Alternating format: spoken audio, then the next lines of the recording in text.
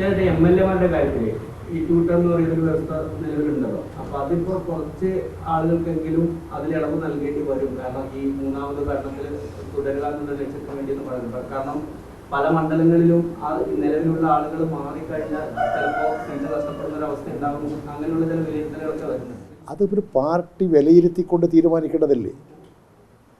ഇന്നാൾ മത്സരിക്കണം, ഇന്നാൾ മത്സരിക്കേണ്ട, ഇന്നാൾ നിനക്ക് മത്സരിക്കണം, ഇതൊന്നും പാർട്ടിയുടെ മുമ്പിൽ ഇന്നൊരു വിഷയമേ അല്ല. തെരഞ്ഞെടുപ്പ് വരുമ്പോൾ തെരഞ്ഞെടുപ്പിൻ്റെ കാര്യം പാർട്ടി ആലോചിക്കും.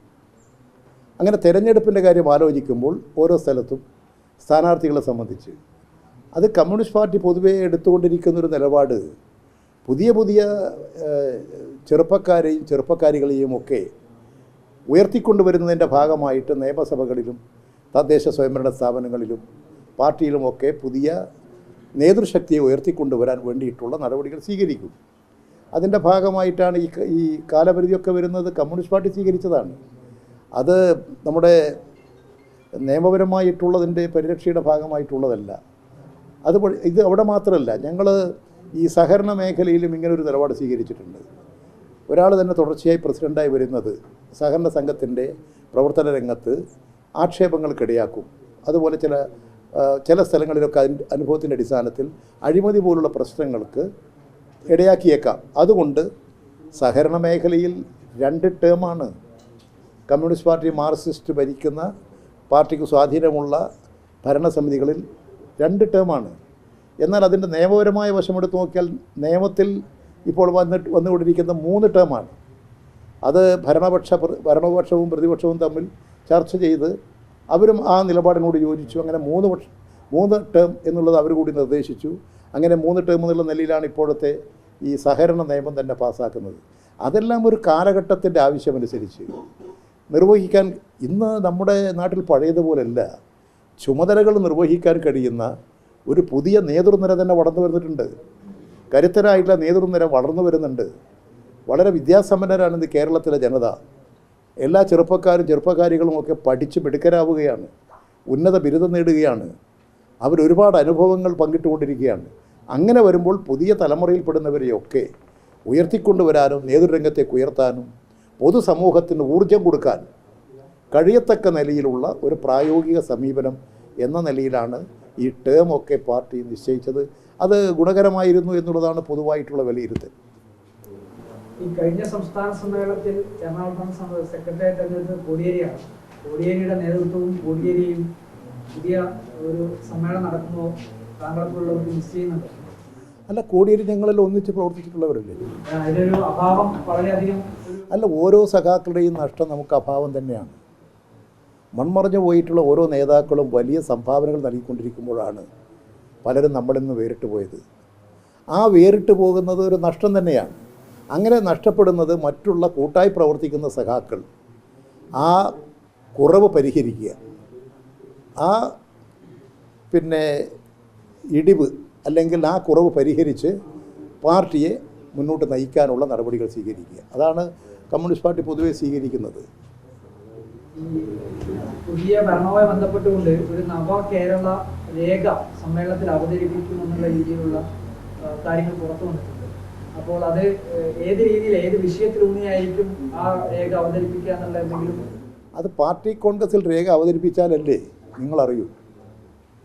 അത് അവതരിപ്പിച്ച് കഴിഞ്ഞാൽ അതിനെ സംബന്ധിച്ചുള്ള വിവരങ്ങൾ നിങ്ങൾക്ക് ലഭ്യമാകും. കഴിഞ്ഞ സംസ്ഥാന സമ്മേളനത്തിൽ കേരളയിൽ പ്രാധാന്യം നൽകിക്കൊണ്ടുള്ള നവകേരള രേഖയായിരുന്നു അവതരിപ്പിച്ചിട്ടുണ്ട്. കേരളയിൽ മാത്രമല്ല, നമ്മുടെ ഈ കേരളം ഇതുപോലെ നിന്നാൽ മതിയോ? ഇവിടെ കേരളത്തിൽ ഗവൺമെൻറ്റുകൾ മാറി മാറി വരുന്നുണ്ട്. മാറി മാറി വന്നതുകൊണ്ട് മാത്രം പ്രശ്നം പരിഹരിക്കൂ. കേരളത്തിൽ ജനങ്ങളുടെ പ്രശ്നം പരിഹരിക്കണ്ടേ? ആ പ്രശ്നം പരിഹരിക്കാൻ എന്താണ്? ആ പ്രശ്നങ്ങൾക്ക് പരിഹാരം കാണാൻ ഇന്നത്തെ ഇടതുപക്ഷ ഗവൺമെൻറ്റിനെ കഴിയൂ. കേരള സംസ്ഥാന രൂപീകരണത്തിന് ശേഷം 56-ന് ശേഷം ആദ്യമായി അധികാരത്തിൽ വന്ന EMS ഗവൺമെൻറ് തൊട്ട് ഇന്ന് വരെയുള്ള ചരിത്രമെടുത്താൽ ഇടതുപക്ഷ ഗവൺമെൻറ് വന്ന ഘട്ടങ്ങളിൽ മാത്രമാണ് അടിസ്ഥാനപരമായ മാറ്റങ്ങൾ വരുത്തിക്കൊണ്ട് കേരളത്തെ മുന്നോട്ട് നയിച്ചിട്ടുള്ളത്. അപ്പോൾ അതുകൊണ്ട് തന്നെ കേരളത്തിൽ ഇടതുപക്ഷം അധികാരത്തിൽ വരുമ്പോൾ ഇടതുപക്ഷത്തിനൊരു ലക്ഷ്യമുണ്ട്, എന്നും ഇതുപോലെ പോവുക എന്നുള്ളതല്ല. ഈ കേരളത്തെ ജനങ്ങളുടെ എല്ലാ പ്രശ്നങ്ങളും പരിഹരിച്ചുകൊണ്ട് ജനങ്ങൾക്ക് ഏറ്റവും സംതൃപ്തിയും സന്തോഷവും കൊടുക്കാൻ കഴിയത്തക്ക നിലയിലുള്ള ഒരു സാഹചര്യം വളർത്തിയെടുക്കണം. ഇപ്പം നമ്മളൊരു 10-40 കൊല്ലം കഴിഞ്ഞിട്ട് ഇപ്പം നമുക്കൊക്കെ നമ്മുടെ ജീവിതകാലം ഇനി ഹ്രസ്വമായിരിക്കും. ഞങ്ങൾ ആഗ്രഹിക്കുന്നത് ഞങ്ങളുടെ ജീവിത കാലഘട്ടത്തിൽ തന്നെ ഈ കേരളം ഒരു പുതിയ കേരളമാകണമെന്നാണ്. അതുകൊണ്ട് അതിവേഗത്തിൽ തന്നെ കേരളത്തിൽ മാറ്റമുണ്ടാക്കണം എന്നാണ് ഞങ്ങളെല്ലാം ആഗ്രഹിക്കുന്നത്. ഇനി വരുന്ന തലമുറകളും ഇതേ ലക്ഷ്യത്തിലേക്ക് തന്നെ നീങ്ങും. അപ്പോൾ അങ്ങനെ ഒരു പുതിയ കാഴ്ചപ്പാട് അവതരിപ്പിച്ച് കേരളത്തിലെ 3.5 കോടി ജനതയുടെ എല്ലാ പ്രശ്നങ്ങളും പരിഹരിച്ച് ഐശ്വര്യപൂർണ്ണമാവുക, പട്ടിണിയും ദാരിദ്ര്യവും കഷ്ടപ്പാടുകളും ഇല്ലാത്ത, പരസ്പര സ്നേഹവും സാഹോദര്യവും വെച്ചു പുലർത്തുന്ന, പരസ്പരം സഹായിക്കുന്ന, വിശാലമായി ചിന്തിക്കുന്ന, ജനങ്ങളിൽ അക്രമവാസനകളില്ലാത്ത ഒരു സാഹോദര്യത്തിൻ്റെ നാടായി കേരളത്തെ മാറ്റണം. അത് മാറ്റിക്കൊണ്ടിരിക്കുകയാണ്. ഇപ്പോൾ ഇന്ത്യ എടുത്ത് നോക്കിയാൽ വർഗീയ കലാപങ്ങൾ നടക്കാത്ത ഒരു കഴിഞ്ഞ 8-9 വർഷക്കാലത്ത് അനുഭവം എടുത്ത് നോക്കിയാൽ വർഗീയ കലാപം നടക്കാത്ത ഇന്ത്യയിലെ ഏക സംസ്ഥാനം കേരളമാണ്. അത് ഈ കേരളത്തിൻ്റെ ഒരു പ്രത്യേകതയാണ്. ഈ കേരളത്തിൻ്റെ പ്രത്യേകത എന്ന് ഞാൻ പറയുന്നത്, ഈ കേരളത്തിൽ കമ്മ്യൂണിസ്റ്റ് പാർട്ടി രൂപീകരിച്ചത് 37-ലാണ്. 39 മുതലാണ് കമ്മ്യൂണിസ്റ്റ് പാർട്ടി പരസ്യപ്രവർത്തനം ആരംഭിച്ചത്.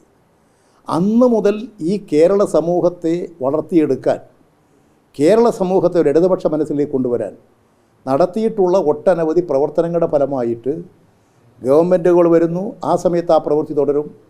ഗവൺമെൻറ്റുകൾ ഇല്ലെങ്കിലും ആ പ്രവൃത്തി തുടരും. അങ്ങനെ ഈ കേരളത്തിൻ്റെ ജനകീയ മനസ്സുകളിൽ ഒരു ഇടതുപക്ഷ ചിന്താഗതികൾ രൂപപ്പെട്ടിട്ടുണ്ട്. ആ ഇടതുപക്ഷ മനസ്സാണ് കേരളത്തിൻ്റെ വളർച്ചയ്ക്കും ഈ സാഹോദര്യത്തിനും അടിസ്ഥാനം. ആ ഇടതുപക്ഷ മനസ്സിനെ ശക്തിപ്പെടുത്തുക, അതാണ് ഇത് നമുക്ക് നിർവഹിക്കാനുള്ള ഏറ്റവും സുപ്രധാനമായ ദൗത്യം. അതാണ് കേരളത്തിൻ്റെ അഭിവൃദ്ധിക്ക് അഭികാമ്യം.